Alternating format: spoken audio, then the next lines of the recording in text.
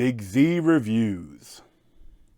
The Fall of the House of Usher is the newest masterpiece on Netflix from creator Mike Flanagan, and it's just another amazing series. Your Honor, no matter how much evidence stacked against them, the Usher crime family stands stronger and darker than ever before. Anyone comes after us, we will exhaust our arsenal until the threat's neutralized. By neutralized, you mean sued into oblivion on the streets? Neutralized. Like dead. You guys, we really should get together more often. It's just a balm for the soul. So I've loved all of Mike Flanagan's Netflix series. Like, they've all been so good. And it's kind of interesting that this will be the last one on Netflix. Because after the Midnight Club was not given a second season, I feel like that harmed their relationship or something, because I think Mike Flanagan is now signed on to for Amazon to produce like some series. But of course, I'm sure all of that has been delayed from the strikes and everything. But I look forward to seeing what he'll do with Amazon. I know there's rumors that he could do a Dark Tower TV series, which would be amazing. And like there's this one, The Fall of House Usher, is definitely not as like emotional. Like, there's so much. All of his other series have been like they've all been like based on horror, but they've all been like so emotional underneath and so loving. Like, and this one is definitely a little bit different because this is, the fall of a entire family. And then this is inspired by all the different works from Edgar Allan Poe. And I love what Flanagan does. It's so interesting to like take an author's work, like multiple works, and adapt the ideas into a larger overarching story. Is such an interesting way to use older short stories, Like, it's such a great way to do it. And like, I know I've watched like I'm sure there could be a bunch of great videos you could watch about diving into all the different aspects that this pulled from, but like that is just that it's like I've read Poe, but I'm not like an aficionado of his. Like, I'm not. I've read all of his like popular works, but like a long time ago, they were back in school. But like, even though like you see, if you know anything about Poe, you'll catch the bigger references. But I know, like, I've watched a video or two so far, and I know there's gonna be a bunch more. But like, there's pretty much most of the stuff. All of the stories have, like, even just be the names of the people. Like, some of the people were like names of a critic of his, or names of Poe's friends. And then you have like actually direct, stories like The Telltale Heart and The Raven. Like, and there's all that you'll see, like all the popular ones you'll see. But I think all of them are kind of inspired by his different stories. Like each episode is essentially a death of the Fall of House Usher, and that's kind of like the storytelling device that this show uses. Is that like the show opens up with Bruce Greenwood as Roderick Usher, like with his granddaughter, and like an empty church, and three of his dead children all next to each other in the caskets, and that's like, you see like all of the whole House of Usher is dying off, and that like you'll see him talking to this person that is like suing the family.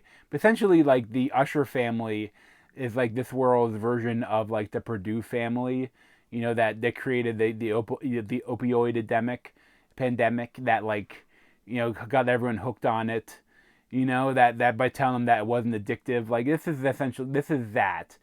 And it's really interesting how they do that, how they work that into it, because they're not good people. Pretty much all of the House of Usher, they all suck. But I love that, Carla Gugino, she is just amazing. Like, she is, like, all of the actors are amazing in this show. like Flanagan gets the best work out of all of his actors, but like this is Carla Gugino's show, and she is Verna, or mix the letters around, and this is the Raven, but she is the devil or something, and she is back in way back in the day. She made a deal with the Ushers, with Roderick Usher and Madeline Usher, played by Mary McDonnell, and that offered that like everything you'd want, but at one point the time is going to come you have to pay for it will come due, the debt will come due. And it was just really interesting that all the Nepo babies, they all suck, but they all suck in very different ways. And like they each kind of, Carla Gugino kind of gives them a chance to do the right thing, and they always just do the wrong thing, and they get their just desserts, they get their punishment. I will say though that Perry Usher, played by Sorian Subcorta, like he is the one that, like, he's definitely an asshole, but like that's like the first death that you see, and it is brutal, and there are a lot of other people involved, and I know that like it's kind of interesting when you think about it later, you think that all the people there made the decision to come to the party. But like, I don't know if coming to this decadent party deserves what happens to them, because they're definitely the worst deaths of the whole film, and it's not just the usher that is affected; it's a whole bunch of other people. But I think it's kind of like maybe it works with even how their family has inadvertently killed millions of people from opioid overdoses. Like once whatever like this version of it is after they got addicted. So I guess that plays out, but that's the only one. That's the only death where I was kind of like, I don't know. It's a little over the top. I mean, it's awesome, but like it's crazy. That's the most gruesome. One of probably the most gruesome murder he's ever done in one of his shows.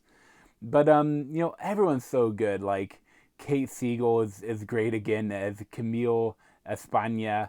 Like she is. Like kind of like the investigator of the family, the group, and she like each one like I don't want to spoil stuff, but I mean like the whole plot you see right away that the whole family is dying, but like you get to see kind of like each person's story and where they go wrong, and that that Carla Gugino gives them a chance. Like I think in the end, no matter what they did, she still would have killed them, but like she would have given them a nice death. You see that like, if they had done the right thing, she would have like made things go easier for them. It's kind of curious like what would have happened with some of those stuff. Like, but the real people, like the one person is like the worst, the pendulum death. Like, he is the worst. But I feel like his death wasn't that bad. Of course, you have to do the death with the pendulum. But, like, I think I could have done it a more brutal way, maybe. It's like he deserved to be tortured more. Out of any one of the characters, I feel like his death wasn't that bad. Like, some of the other deaths weren't that bad. But, like, I feel like he did the worst of everyone. And he, like, but I like they all kind of they make their bad choices, and they're horrible people, and they're punished for it. And but they're interesting characters, but they're all assholes in different ways. But I love that like the storytelling device of Roderick Usher, telling how his children died one by one, is definitely it's not a happy show, and it's definitely like there's not much of a love angle. It's a little bit like that of emotionality where like the one good person of the family, Lenore, well, of course works into the whole Raven angle, the Raven short story or poem, that. But it's just it's such a good show, Flanagan is just such an interesting director and writer and creator. How he's able to like take in like these multiple other stories and make a TV show out of them that doesn't feel like you would like. They're definitely telling the story, but like you wouldn't feel like this is all taken from a bunch of different short stories. It feels like a whole perfect mesh of a show. Like it's all meshed together in a perfect way. Like it's not a mess; it's a mesh, But like it's something about how they do it. I love it. This probably wouldn't be my favorite of his shows. If I was gonna rank them, I'd probably say Hill House. So yeah, if I was gonna rank all the shows, I'd probably go with the best. I'd probably go with The Haunting of Hill House. That's one I've watched like 3 times, and every time it's still just as good. And then after that, I'd probably go Midnight Mass. That's another excellent show. And then after that, I'm not sure. Maybe I'd probably go Fall of House Usher. I'd probably go there. Then I go probably the Midnight Club. And the Midnight Club is probably his worst rated, but I really enjoyed it. Then I probably go Haunting of Bly Manor. I mean, it's good, but it didn't hit me as quite as much as the others. Like, there's a lot of great stuff, but I didn't like some of the stuff they did with all the ghosts, like of how I kept like wanting them to be able to win in a certain way. Of course, they're not going to win, and I never expected the people to survive in the Fall of the House of Usher, but in Bly, I wanted them to survive, and like after they kind of did in Hill House, like some of them, But I know some people don't love how Hill House ends, but I kind of loved how it ended, but the Fall of the House Usher is excellent, and it's great for Halloween. It definitely has a bit of a Halloween feel to it. And I'd probably give it like a 9 out of 10. But thanks for watching. If you want to see more of me, you can subscribe down below. Thanks.